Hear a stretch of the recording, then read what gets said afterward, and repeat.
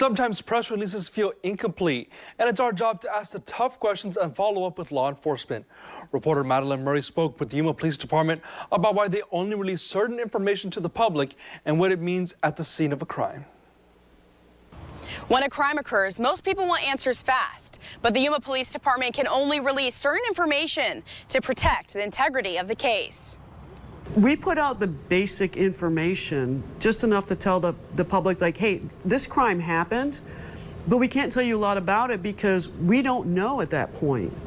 And we want the general public to know your safety is not at jeopardy. The Yuma Police Department decides what they can and can't release to the general public based on what could harm the case. Releasing too much information could jeopardize the ongoing investigation by the suspect not being charged or even creating a biased jury. It's me sitting down and talking with the detective saying, is this going to hurt the case? Is this going to hurt the case? Can we say this? Can we say this?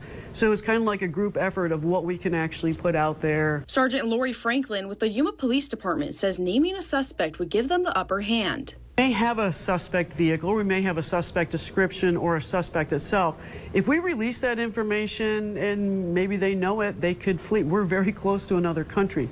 We could lose them, or they could hide the evidence that we need. YPD says the only time names will be stated in a press release is if someone is physically arrested and booked into jail or if they have died. Sergeant Franklin says they will put out the information they have, but not unless YPD has the facts to back it up. Press releases will always be released for homicides, aggravated assaults, and serious fatal accidents.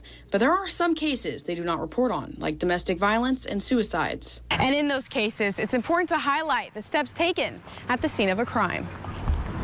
When investigations first gets on the scene of a crime, we need to get the information that Patrol has been made aware of from their initial response. Investigation learns the steps Patrol has taken, information they have learned about the crime, and who the parties involved are in order to know what to do next. From there, the department will collect evidence, take photos of the scene, run forensic tests, look for cameras in the area, and interview all parties involved. Once they have collected enough information, the department will discuss what they have all learned and divide up tasks. Sergeant Nicholas Davis says an investigation isn't just something that happens overnight. Anywhere from weeks, months, years in some cases. If we're waiting for laboratory results from the DPS lab, we're one of many agencies in the state. We all send our forensic evidence off to the DPS lab. So that may take several weeks or months for us to get the results back. YPD says they're doing the best they can to solve the crimes in this community, and they ask for patience and to let them do their job, and they will get the information out to the community. Reporting in Yuma, Madeline Murray,